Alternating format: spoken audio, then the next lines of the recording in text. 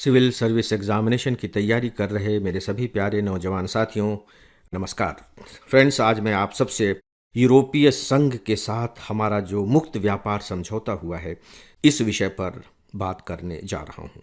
Examination के point of view से ये बहुत इम्पॉर्टेंट टॉपिक है आने वाले कई सालों तक के लिए, और साथ ही साथ अभी जो इंटरव्यू चल रहे हैं उनके लिए तो इक्वली इम्पॉर्टेंट है ही। दोस्तों, मैं आपसे इन मुद्दों पर बात नहीं कर रहा हूं कि किन किन क्षेत्र में कितने कितने टैरिफ में छूट दी गई है, उससे कितना कितना फायदा होगा। ये सब अखबार में है, और सच पूछिए तो एग्जामिनेशन में इस तरह के प्रश्न पूछे भी नहीं जाते हैं। प्रश्न जिस तरीके के पूछे जा सकते हैं, मैं उनको आधार बना करके आपको कुछ मटेरियल प्रोवाइड करने जा रहा हूं, ताकि आपको तथ्य मिल सके, और साथ ही यह कि जब कोई भी प्रश्न पूछा जाता है तो आप उनका सटीक तरीके से तथ्यात्मक रूप में उत्तर दे सकें। इसके लिए आप तैयार हो सकें। मैं इन्हीं बातों को ध्यान में रख करके आपसे अब कुछ पॉइंट्स पर बात करने जा रहा हूं। देखिए, ये जो समझौता है, अखबारों में आपने पढ़ा होगा, इसे कहा जा रहा है मदर ऑफ ऑल डील्स, और ये बात ईयू की जो अध्यक्ष हैं उन्होंने स्वयं कही है, मदर ऑफ ऑल डील्स। तो ये मदर ऑफ ऑल डील्स है क्यों? इसके केंद्र में कौन सी बात है? तो देखिए, इसके केंद्र में जो सबसे बड़ी बात है वो ये है कि ये समझौता हमारे साथ किसने किया है? 27 देशों के संगठन ने, यूरोपीय समुदाय ने, यूरोपीय संघ ने किया है। एक साथ 27 देश। और ये जो 27 देश हैं वो कौन से 27 देश हैं? यूरोप के देश हैं, जो टेक्नोलॉजिकली बहुत स्ट्रांग हैं, आर्थिक रूप से जो बहुत समृद्ध हैं। आइए इनकी ताकत को थोड़ा सा देख लेते हैं। जो यूरोपीय संघ है, मैंने आपको बताया कि 27 देश इसमें हैं। इसकी जो पॉपुलेशन है वो 46 करोड़ है। 46 करोड़। ब्रिटेन इससे बाहर हो गया है, अदरवाइज इसकी जो पॉपुलेशन है वो 50 करोड़ के आसपास पहुंच जाती थी। और आपको यहां मैं स्पेशली बताना चाहूंगा कि ब्रिटेन के साथ भी हमारे एफटीए हो चुकी है। ब्रिटेन के साथ भी शायद 2025 में मई जून में यह समझौता हो चुका है, यानी कि पूरे के पूरे जो यूरोपीय देश हैं उनके साथ हम एफटीए कर चुके हैं। दोस्तों, ये जो यूरोपियन यूनियन है, अगर इनकी पूरी अर्थव्यवस्था को मिला दी जाए तो ये दुनिया की दूसरी सबसे बड़ी इकोनॉमिक पावर है। और भारत कौन सी इकोनॉमिक पावर है? चौथी। यानी कि ये जो मिलन है, जो समझौता है, वो दुनिया की दूसरी सबसे बड़ी इकोनॉमिक पावर और चौथी सबसे बड़ी इकोनॉमिक पावर, इनके बीच हुआ समझौता है। ये बहुत महत्वपूर्ण आंकड़े मैं आपको दे रहा हूं, आपको इन्हें नोट कर लेना चाहिए। जो विश्व की जो जीडीपी है उसका 25% ईयू और भारत के पास है। विश्व का जो व्यापार है उसका लगभग 1/3, 30 to 33% इन दोनों देशों के पास है। दोनों देशों के पॉपुलेशन को मिला दीजिए तो लगभग 200 करोड़ की पॉपुलेशन हो जा रही है। यानी कि जो विश्व की पॉपुलेशन उसका भी 25% इन दोनों देशों के पास है। फ्रेंड्स, एक सूचना है, एफईआईएस का एक मोबाइल ऐप है। इस पर आपको आईएएस की तैयारी के लिए रोजाना 10 न्यूज़पेपर्स के चुने हुए एडिटोरियल कमेंट्स और आर्टिकल्स पढ़ने को मिलेंगे।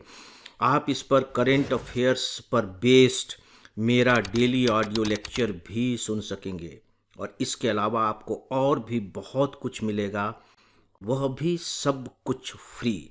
तो आप बिना देरी किए इस ऐप को एंड्रॉयड या अपने एप्पल डिवाइस पर इंस्टॉल कर लें। अब हम आर्थिक ताकत को देखते हैं ईयू की। ईयू की जो प्रति व्यक्ति आय है, वार्षिक आय, वो है $49,000। सोच करके देखिए, $49,000। लेकिन आप इसके महत्व को तब तक नहीं समझेंगे जब तक कि आप भारत और चीन की प्रति व्यक्ति आय को न समझ लें। ये जो $49,000 है, ये चीन से 4 गुना और हमारे देश से 17 गुना ज़्यादा, 17 टाइम्स मोर। तो आप समझ सकते हैं कि जो ईयू है वो क्या मायने रखता है। अब हम आते हैं एफटीए। इनफैक्ट एफटीए है क्या? Free trade agreement. यानी कि हम स्वतंत्र रूप से व्यापार करेंगे, निर्बाध तरीके से व्यापार करेंगे। आपसी व्यापार की जो कठिनाइयां हैं, जो बाधाएं हैं, उनको दूर करेंगे, यानी कि स्मूथ तरीके से व्यापार करना। तो सबसे बड़ी बाधा तो टैक्स की होती है। तो टैक्स घटा दिए जाएंगे, टैक्स शून्य कर दिए जाएंगे, क्रमशः कम कर दिए जाएंगे। ये अलग अलग प्रोविजंस होते हैं। इन प्रोविजंस पर मैं नहीं जा रहा हूं, लेकिन थोड़ी सी बातें आपको जो मूल हैं वो बताना चाहूंगा कि ईयू के बाजारों में अब 99% हमारे जो भारतीय वस्तुएं हैं या तो टैक्स फ्री हो जाएंगी या उन्हें बहुत ही रियायती टैक्स पर एंट्री मिल जाएगी। कल्पना करके देखिए कि भारत को कितना बड़ा बाजार मिल जाएगा। भारत को किन वस्तुओं के लिए बाजार चाहिए ये आपको रट जानी चाहिए, जैसे टेक्सटाइल, जेम्स और ज्वेलरी, लेदर और फुटवियर, इंजीनियरिंग सामान और सर्विस सेक्टर। ये सबसे इंपॉर्टेंट पार्ट है। और फिर जो दूसरी सामग्रियां हैं वो भी हम एक्सपोर्ट करते हैं। इन पर छूट देने का प्रोविजन किया गया है। भारत ने इसके बदले में जो किया है, जो खासकर हम ईयू के देशों को जिनमें रियायतें देंगे, उनमें है हाई एंड कारें, तकनीकी, हथियार और शराब। हम अपने यहाँ इनमें टैक्स में छूट देंगे तो हमारे यहाँ वो वस्तुएं सस्ती हो सकेंगी। इनके डिटेल्स पर मैं नहीं जा रहा हूँ, अखबार में आप आराम से देख लीजिएगा और बहुत ज़्यादा इन्हें रटने की ज़रूरत भी नहीं है परीक्षा की दृष्टि से। दोस्तों, इसकी एक जो बहुत बड़ी खासियत है वो ये है कि जो ये एग्रीमेंट हुआ है, इस एग्रीमेंट में भारत ने अपना जो एग्रीकल्चर सेक्टर है उसको ओपन नहीं किया है। हमारी जो पोल्ट्री फार्म है, जो हमारा अनाज है और जो हमारा डेयरी क्षेत्र है, उसमें हमने किसी भी तरह के टैक्स की रियायत देने की बात नहीं की है। और इसे जानना आपके लिए इसलिए ज़रूरी है क्योंकि आपको मालूम है कि अमेरिका के साथ जो हमारी डील नहीं हो पा रही है उसका एक बहुत बड़ा कारण यह भी है। तो ये भारत की बहुत बड़ी, आप कह लीजिए कि सफलता होगी। हमारे जो प्रोफेशनल्स हैं वो विदेश में जा सकेंगे। सोच करके देखिए कि उनको कितना बड़ा लाभ मिलेगा। दोस्तों, क्या इन सब को सुनने के बाद आपको इसका उत्तर देने में दिक्कत होगी कि ये क्यों मदर ऑफ ऑल डील्स कहा जा रहा है? कुछ न कुछ तथ्य आपके दिमाग में आ गए होंगे। अभी जो हमारा व्यापार है ईयू के देशों के साथ, वो लगभग 12.5 लाख करोड़ रुपए का है। 12.5 लाख करोड़ रुपए का। और ये उम्मीद की जा रही है, लक्ष्य निर्धारित किया गया है कि 2032 तक हम इसे दुगना कर लेंगे। दोस्तों, अब हम इसके थोड़े से अलग सेक्टर पर आते हैं। भारत को इससे क्या लाभ होगा? मुझे लगता है कि इसके बारे में आपकी अपनी धारणा खुद भी बन जानी चाहिए कि भारत को इससे क्या क्या लाभ हो सकता है। आप अपनी तरफ से ही पॉइंट निकाल सकते हैं। देखिए, जो यूरोप का बाजार है वो बहुत ही मॉडर्न बाजार है। उनके स्टैंडर्ड जो होते हैं, जो मानक होते हैं, वो बहुत ही ज़बरदस्त होते हैं। वहाँ आपको बहुत ही अपडेट और जो वस्तुएं बेस्ट हो सकती हैं वो भेजनी होती हैं। तो सीधी सी बात है, चूंकि आपको बेस्ट वस्तुएं बनानी हैं तो हमारे जो उद्योग हैं उनमें आपस में प्रतिस्पर्धा बढ़ेगी और ये एक अच्छी बात है। और अमेरिका से जो हमारी स्थितियां बन रही हैं उससे जो निर्यात में कमी आएगी, उस निर्यात की क्षतिपूर्ति भी हो सकेगी क्योंकि इन देशों में हमारा निर्यात होगा। दोस्तों, जो दूसरा सबसे इंपॉर्टेंट पॉइंट है वो ये है कि जो हमारे एमएसएमई सेक्टर हैं उनको इससे बहुत लाभ मिलेगा क्योंकि निर्यात में इनका बहुत बड़ा योगदान होता है। वस्तुओं का निर्माण ये करते हैं।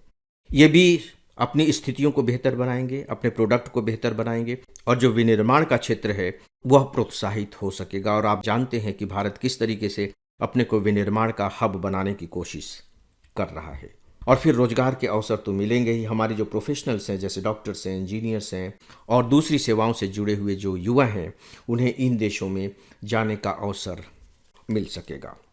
दोस्तों, इस पूरे के पूरे डील्स में जो 2-3 बातें हैं वो बहुत ही महत्वपूर्ण है। पहली बात कि आप देख रहे हैं कि अमेरिका किस तरीके से पूरी दुनिया की व्यवस्था में खलल पैदा कर रहा है। तो यह एक प्रकार से ये जो डील है अमेरिका को दिया गया करारा जवाब है। और ये जो जवाब है भारत के द्वारा भी है और यूरोपियन यूनियन के द्वारा भी है। आपको मालूम है कि किस तरीके से ग्रीनलैंड को लेकर के ट्रंप लगातार यूरोप को धमकी दे रहे हैं, यूरोपियन यूनियन को धमकी दे रहे हैं। उन पर टैक्स लगाने की बात कर रहे हैं। तो यूरोपियन यूनियन ने भी एक प्रकार से भारत के साथ ये डील करके अमेरिका को करारा जवाब दे दिया है। दूसरी बात दोस्तों कि चीन जो है निर्यात के मामले में बहुत आगे बढ़ गया है। देशों की जो निर्भरता है वो चीन पर लगातार बढ़ती चली जा रही है। और आपको मालूम है कि जब किसी भी एक देश पर निर्भरता बनती है तो जो हमारी आपूर्ति श्रृंखला है वो बाधित होती है। तो ये चीन को भी एक जवाब है कि हम आपके भी विकल्प की तलाश कर रहे हैं और वह विकल्प ऑलरेडी मिल चुका है। तो दोस्तों ये बहुत बड़ा डेवलपमेंट है, केवल भारत और यूरोपियन यूनियन के ही संदर्भ में नहीं बल्कि पूरी दुनिया के संदर्भ में। दोस्तों 2-3 बातें और प्रकारांतर से मैं आपको बताना चाहूँगा। ट्रंप जी को ऐसा लग रहा था कि जब ईयू भारत से एफटीए के बारे में बात करेगा तो भारत पर दबाव डालेगा कि वह रूस से तेल न खरीदे, लेकिन इस बातचीत में रूस कहीं भी आड़े नहीं आया। एक बहुत बड़ी बात है। तो साफ लग रहा है कि यूरोपियन यूनियन ने अब अमेरिका की नीतियों से किनारा कर लिया है। जो दूसरी बात है कि नेट जीरो का मामला भी सामने नहीं लाया गया। भारत ऑलरेडी कोशिश में है कि हम 2070 तक नेट जीरो के अपने लक्ष्य को प्राप्त कर लेंगे और आप देख रहे हैं कि किस तरीके से हम इस पर लगातार काम भी कर रहे हैं और सफल भी हो रहे हैं। एक बात जो थोड़ा सा संदेह पैदा करती है या कह लीजिए जो कसक सी रह गई है वो है कार्बन बॉर्डर एडजस्टमेंट मैकेनिज्म को लेकर। चूंकि हमारे यहाँ जो इस्पात है, जो एल्युमिनियम है, इनका जो उत्पादन है वह खासकर कार्बन के माध्यम से होता है। जो हम एनर्जी उपयोग करते हैं वो कोयला वगैरह का उपयोग करते हैं तो उससे कार्बन उत्सर्जन होता है। तो ऐसे मामलों पर यूरोप ने बाकायदे टैक्स लगाना शुरू कर दिया है। इस पर कोई बात नहीं हुई है कि आगे यूरोप इसके बारे में क्या कदम उठाएगा।